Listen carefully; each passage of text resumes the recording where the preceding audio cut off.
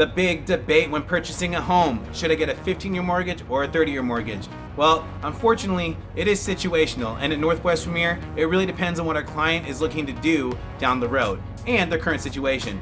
But in this video, we will be talking about why and when someone should do a 15-year mortgage, why and when it makes sense. So, want to learn more? Check this out. So Nathan, a lot of people have this question about should they get a 30-year mortgage or a 15-year mortgage, and which one's better.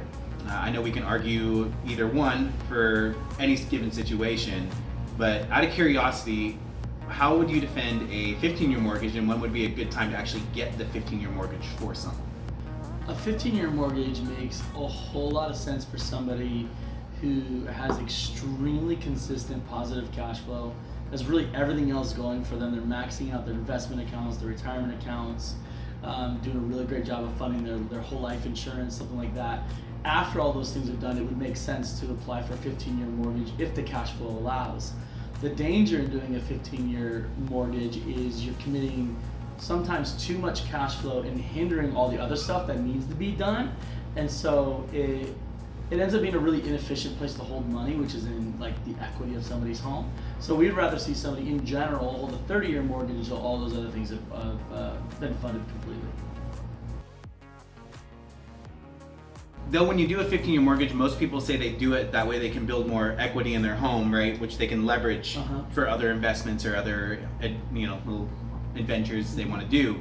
What do you say to that as opposed to are there better options? I would say it's a massive, it depends. Unfortunately, I don't like being that ambiguous, but it really does. In regards to leveraging home equity for investments, that's a huge maybe. It completely depends on what somebody's objective is. In general, home equity is not very available. Now, it's available for other things, but we would prefer to see it being used for other real estate, not necessarily in other investment strategies.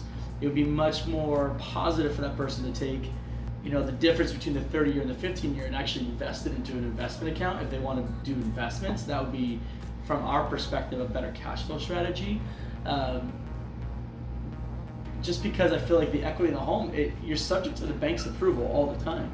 So the idea would be to make sure that you have a low commitment on the 30-year mortgage cash flow wise, and then whatever the difference is, use that for the things that you want to invest in and not pay extra and then try to take money out of the house. It's just adding an extra step in complexity that doesn't need to be there. For a lot of the people that we work with, obviously, like real estate investing. If you want to get into real estate investing, does a 15-year mortgage make sense? Gosh, I would say the people that I talk to that do the most don't at all. Would never do it. And why is that? The reason why is because it's a cash flow requirement. So if you have a home that's unoccupied for a couple months, do you want more cash flow required to it, or do you want less cash flow required to it? Well, less. So it's not complicated. So typically the 30-year mortgages don't have a prepayment penalty. So as long as somebody else is paying your mortgage, you want your cash flow as low as possible to make sure your profit is as high as possible per month, because that's typically the objective of income investing through real estate. Yeah. So, I don't think I know any investors that choose a 15-year. I've heard some that do 20, but most do 30. But a lot of people also argue the fact that when it's a 15-year mortgage, they're saying when I'm done paying that off sooner, right? I now free up, $1,800, $2,000, $5,000, whatever their rent, their mortgage is. They free up that much money, to do other stuff with. So that's why they're arguing I want to do a 15-year mortgage, just get that out of the way as soon as possible. But if they have a 30-year mortgage, why couldn't they just pay it off in 15? 100%. So the thing about just the math of it, right? So the objective is to make sure your dollars are being used as efficiently as possible. So let's just think about efficiency for a second. Okay. On a 15-year mortgage, yes, over time you're going to pay less interest. But if it's an investment, you realize that that's a Schedule C that's going on top of your already standard deduction if you have an investment property. So in a 15-year mortgage, you're also getting less tax incentives to do a 15-year mortgage as an investment property. So while you're having somebody else pay the mortgage for you, you want the most tax incentives up front. And mortgage rates are so dang low. Like if you have a 3% mortgage rate, all you have to do is have your money working better than 3% outside of the home, and it makes sense to have a 30-year over a 15-year for the tax incentives, the cash flow requirements, and the capacity to earn a greater return somewhere outside of the investment property itself. If somebody pays off an investment property, where's the cash? That's true. The cash is just in their home, and so then they have to use the bank, get the HELOC, do something, talk to a mortgage lender, cash out, refi, do something. They have to do all these extra steps to use their money, which actually makes the money pretty unavailable, actually, and there's a cost to using it all the time. Whereas if they use a 30-year mortgage and use other people's money, our favorite plan, OPM. if they use other people's money, they would actually be able to have a greater return outside of it, pay it off maybe in 10 or 12 years with a lump sum payment, and get those better tax deductions in the first decade. That seems to make more sense to us. To sum it up, when would be the best time, in a couple sentences, when would be the best time for someone to get a 15-year mortgage?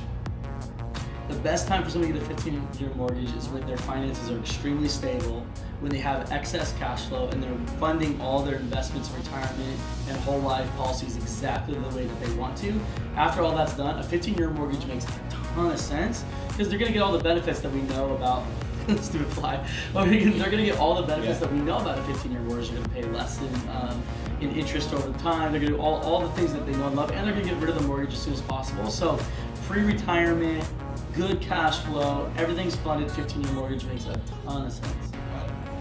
And there you have it. We defended a 15-year mortgage and when the best time to get it would be, and why someone would get a 15-year mortgage if their situation fit what we just talked about. Now tune into the next video talking about why and when someone should do a 30-year mortgage, and at the end of that, what our real opinion would be on what we personally would do. Thank you guys for tuning in, and take care.